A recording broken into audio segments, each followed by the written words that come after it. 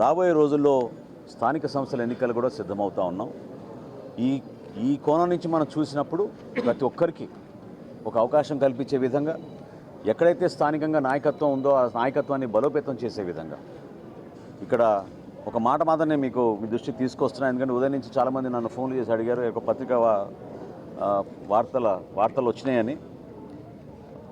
వివిధ మాధ్యమాల్లో కానివ్వండి, పత్రికల్లో వచ్చిన విషయం కానివ్వండి, పవన్ కళ్యాణ్ గారు రాష్ట్ర ప్రజలను దృష్టిలో పెట్టుకొని సార్వత్రిక ఎన్నికలప్పుడు అవసరమైతే మనం తగ్గుదాం, ఏ ప్రాంతంలో మన అభ్యర్థులు ఉన్నారో పార్లమెంట్లో కానివ్వండి, శాసనసభలో కానివ్వండి, వాళ్ళందరికీ కూడా పోటీ చేసే అవకాశం ప్రతి ఒక్కరికి ఈ సందర్భంలో కల్పించలేకపోతామేమో. కానీ రాబోయే రోజుల్లో పార్టీని బలోపేతం చేసుకుంటూ ముందుకెళ్దాం. 2024లో జరిగిన ఎన్నికలు మాత్రం ఓటు చీలనివ్వం అనే మాట ఆయన ఇచ్చినందుకు దాన్ని గౌరవించుకుంటూ ఎక్కడ కూడా పొరపాటు లేకుండా ఆయన నిలబడ్డారు.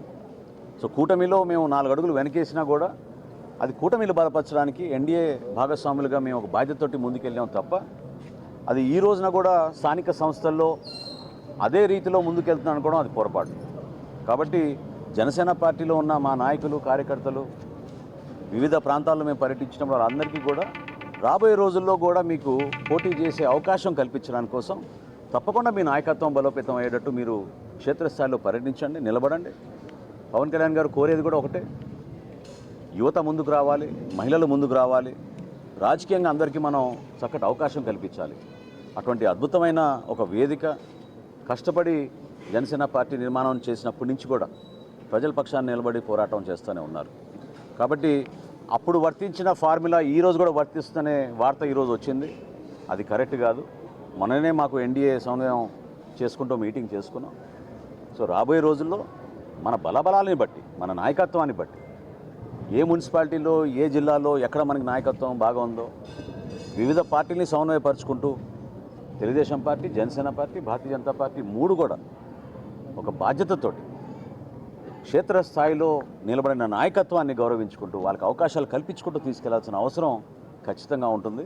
కాబట్టి సార్వత్రిక ఎన్నికల్లో జరిగిన సందర్భం, ఆ సమయం, ఆ రోజు మా పార్టీ అధ్యక్షులు పవన్ కళ్యాణ్ గారు తీసుకున్న నిర్ణయం రాష్ట్ర శ్రేయస్సు దృష్టిలో పెట్టుకుని, ప్రజల గురించి దృష్టిలో పెట్టుకుని, జగన్మోహన్ రెడ్డికి ప్రభుత్వాన్ని మనం వ్యతిరేకించాలంటే ఓటు చీలనివ్వకూడదనే ఆలోచనతో ఆయన తీసుకున్న నిర్ణయం అది ఆ రోజున.